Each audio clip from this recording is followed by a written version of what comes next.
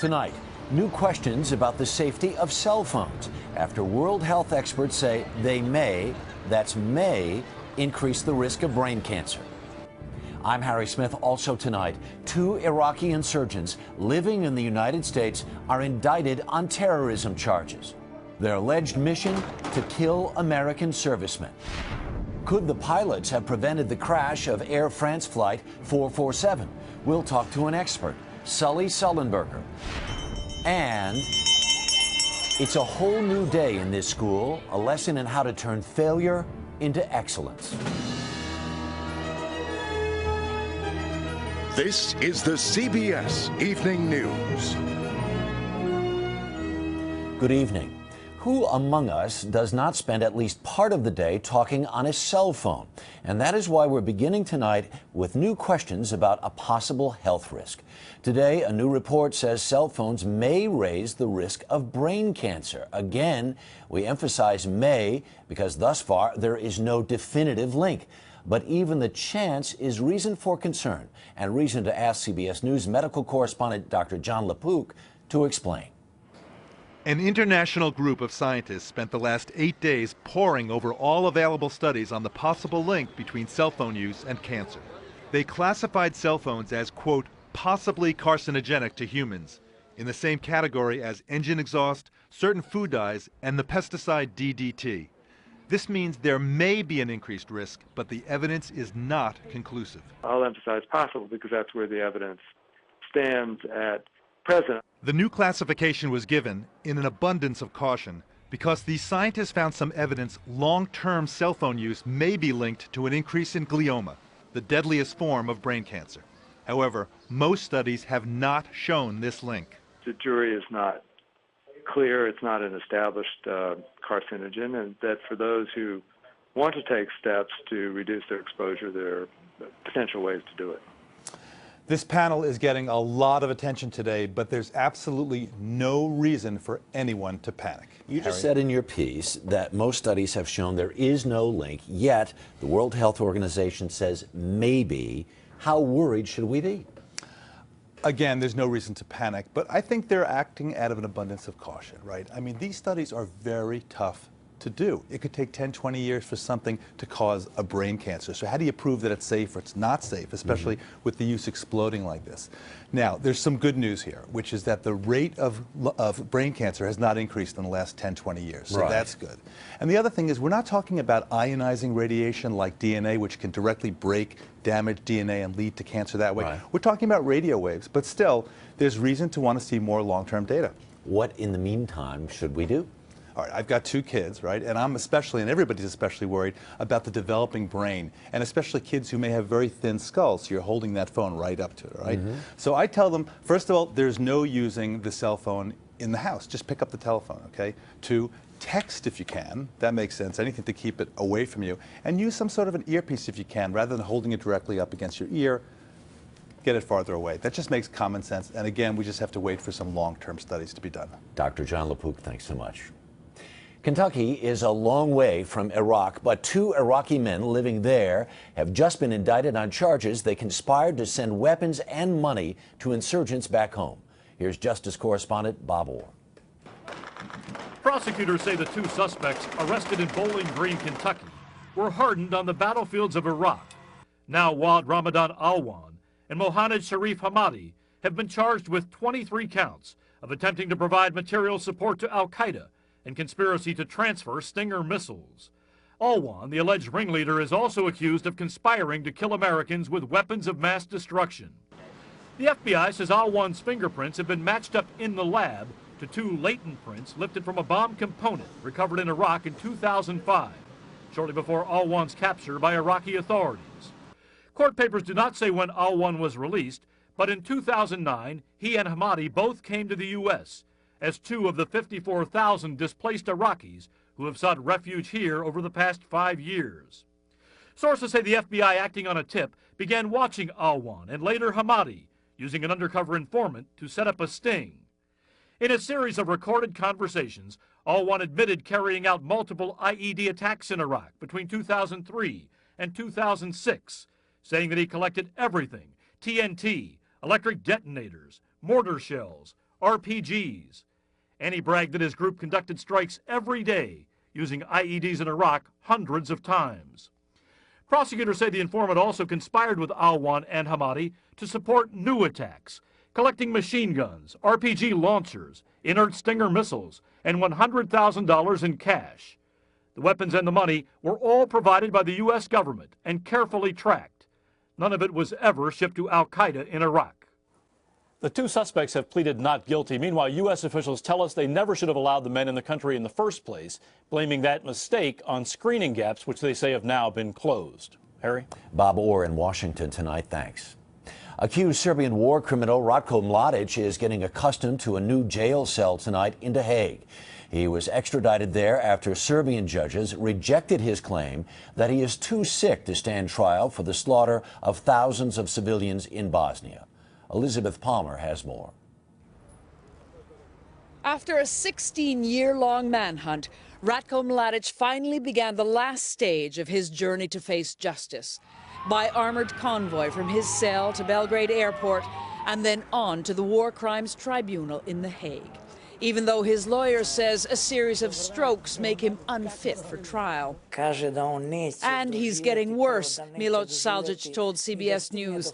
He says he'll come back from The Hague soon in a coffin. His alleged crimes took place between 1992 and 95. Then General Mladic commanded Serbian troops during the shelling of civilians in Sarajevo. But he's most notorious for the massacre at Srebrenica. His soldiers rounded up and murdered more than 7,000 Muslim men and boys, then dumped the bodies in mass graves. Since then, most of the victims have been reburied by relatives who think a trial in The Hague is too good for him. They should bring him here so we mothers can convict him, says Shura Malic, whose sons were killed at Srebrenica. But on the other side of the ethnic divide that persists in this region, hardcore Serbian nationalists revere Ratko Mladic. He is our war hero. He is the one who fought for Serbs. But the way he fought on those Balkan battlefields in the eyes of prosecutors at the International Criminal Court amounts to war crimes, including genocide. Elizabeth Palmer, CBS News, London. Here at home, the performance of the housing industry is key to an economic recovery, but the housing market is sliding backward. A report out today says home prices are down more than 5% in the past year, bringing them to levels not seen since 2002. Mark Strassman has more. The house is going for like half price. On Jewel Terrace, the American dream is underwater. That one was a foreclosure, and the one next to it was a foreclosure. Calvin Carr counted 9 houses in his cul-de-sac, 7 of them foreclosures. This is a little discouraging, a lot discouraging, really. Everyone feels down in the Enchanted Forest subdivision. South of Atlanta's airport, home values have plummeted. 18 homes sold in the last year. 17 were foreclosures or short sales. Back in 2002, the family that lives here paid $126,000 for that house, which has a carbon copy right across the street. Same builder, number of rooms, square footage. This one is now for sale as a foreclosure at $38,000, roughly a 70% drop. We tried everything we could to stay in it. First, Anthony Lane lost his job, then his house on Jewel Terrace, the same house Calvin Carr bought in a foreclosure sale. So we had a close little cul-de-sac right there, and it's all gone. One by one, yeah, each one of them started leaving, and eventually it hit us, and we had to leave too. Lane has a new job, cutting the grass of foreclosed properties, including the house right next door to the one he lost. When you look at your house now, what goes through your mind? That's a beautiful house. You should see the inside. At Lane's old house, Calvin Carr's right to worry. The house next door's listing for $40,000, 1/3 what he paid just 8 months ago. Mark Strassman, CBS News, Conley, Georgia. State police in Virginia say driver fatigue may be to blame for a deadly bus crash there today. The Sky Express bus hit an embankment and flipped over on I-95, 30 miles north of Richmond. 4 women were killed and 54 other passengers were hurt. So was the driver, who has been charged with reckless driving. The overnight bus was headed from Greensboro, North Carolina to New York City. Still ahead on the CBS Evening News, the Air France crash. Pilots in a crisis. How did they respond? We'll talk with an expert, Sully Sullenberger. But up next, a warning from Afghanistan's president aimed at the United States.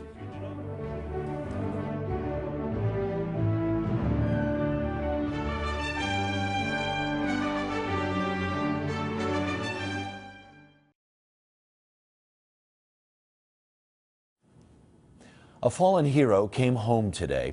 The body of Marine Lance Corporal Peter Clore, killed in Afghanistan over the weekend, arrived this morning at Dover Air Force Base in Delaware. Clore's death led to a NATO airstrike that targeted the Taliban, but 11 children were killed by mistake. Today, President Hamid Karzai told the coalition to stop targeting houses and warned the allies they risked being seen as an occupying force. More now from David Martin at the Pentagon. The bodies of Afghan children killed by a NATO airstrike. A human tragedy, a defeat for American troops whose #1 job is to protect the population, and a propaganda victory for the Taliban. It happened in Helmand province over the weekend. A Marine foot patrol was ambushed by insurgents. One Marine was dead and the patrol was still taking fire from 2 houses when they called in an airstrike. The houses were demolished, but in the rubble the Marines found the body of only 1 insurgent. All the rest were women and children.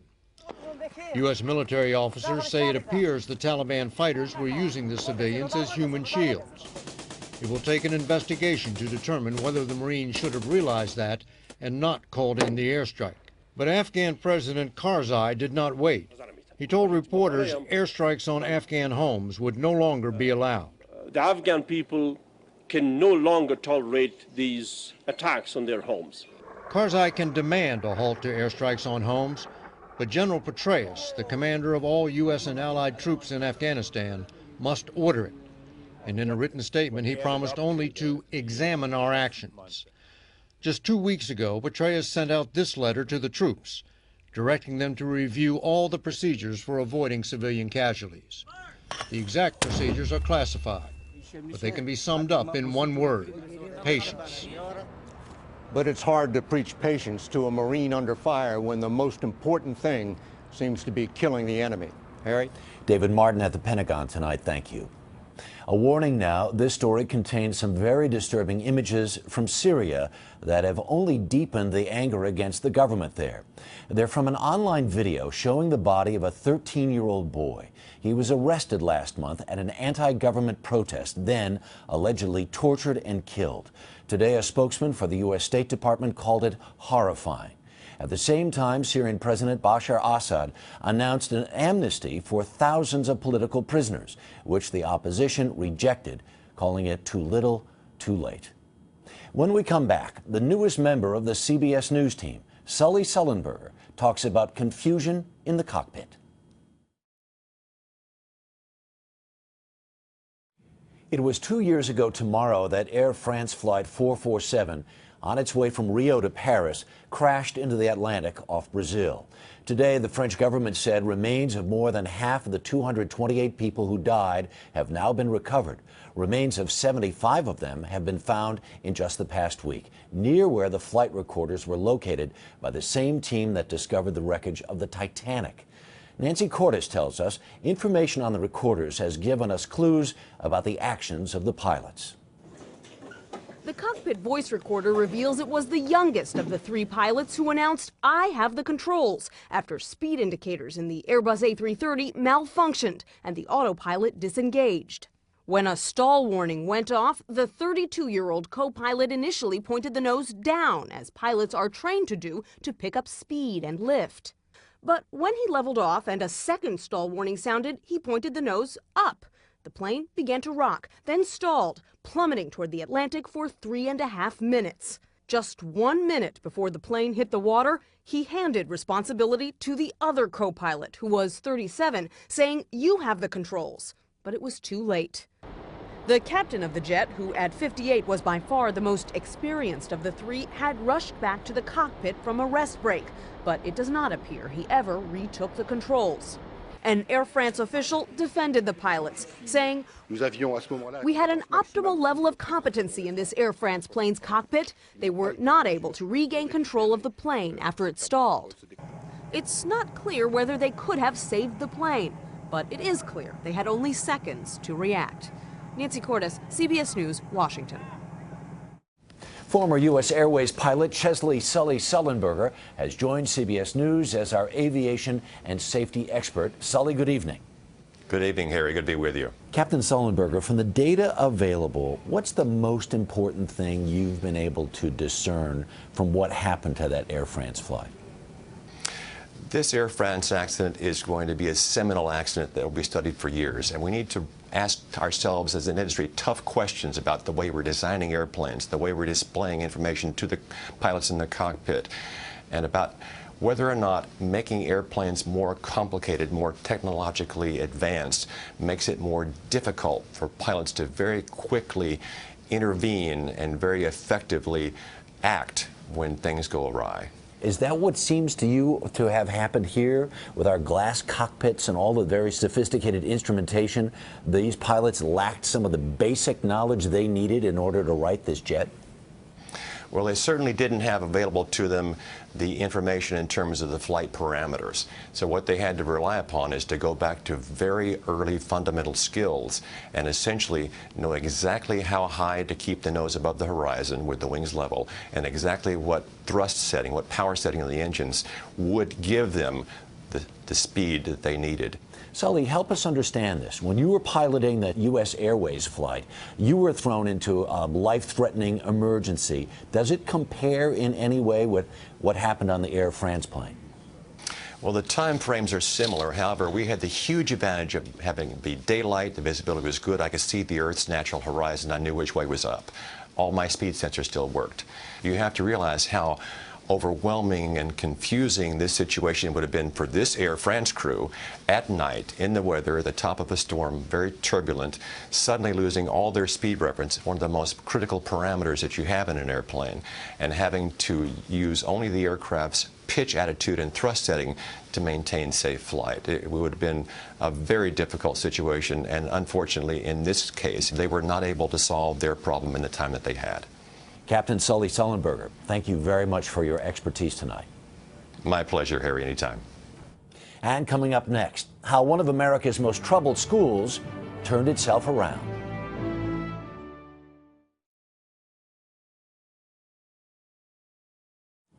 We end tonight with a lesson in how to turn a troubled school around. In this case, it took financial incentive and a determined principal. Elaine Quijano reports from Camden, New Jersey.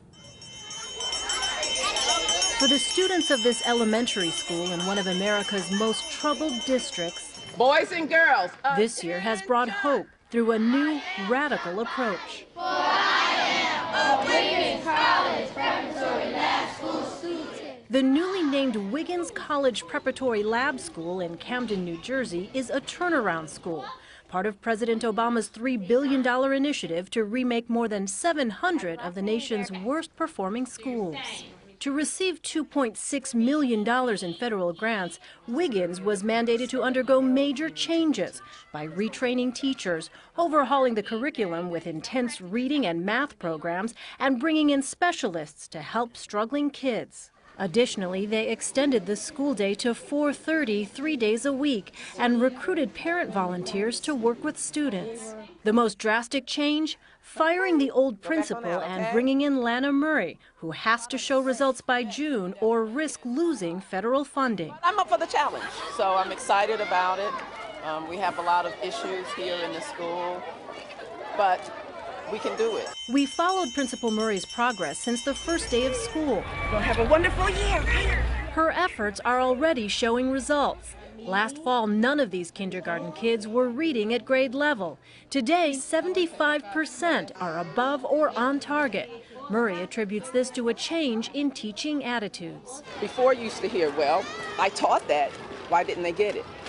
Now the conversation has turned to how is what I'm teaching affecting the child? Already, these Wiggins fifth graders can feel the difference. We got new things on computers we didn't have it in fourth grade, and we type and stuff. And then also every morning we read, and I like to read. Microsoft Office. But critics say the turnaround model is a blanket approach that fails to recognize problems unique to individual districts. There's no model that says we're going to send in expert evaluators, educators who really know their stuff, and find out why your school is doing so poorly. Instead, they're coming in with a hammer and saying, fire the principal. Now, there are communities where excellent principals are being fired. What has been done in the past has not worked. So we have to do something differently. Public education has to change what we're doing if we're going to survive. I really want to be a cop, a football player, a doctor, or a scientist. Their principal believes the turnaround model is the best chance for these kids to fulfill their dreams. Elaine Quijano, CBS News, Camden, New Jersey. That's the CBS Evening News. I'm Harry Smith. Thanks for joining us. I'll see you tomorrow night.